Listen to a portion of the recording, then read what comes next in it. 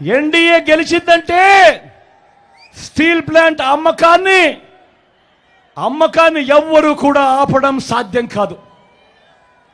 ఎందుకనంటే వాళ్ళు దీన్నే ఎన్నికల రెఫరెండంగా తీసుకుంటారు.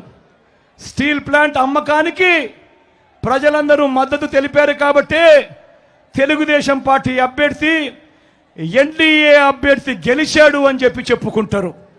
ప్రతి ఒక్కరూ కూడా ఆలోచన చేసుకోమని చెప్తా ఉన్నా, ప్రతి ఒక్కరూ కూడా గుర్తుపెట్టుకోమని చెప్తా ఉన్నా ఈ అంశాన్ని.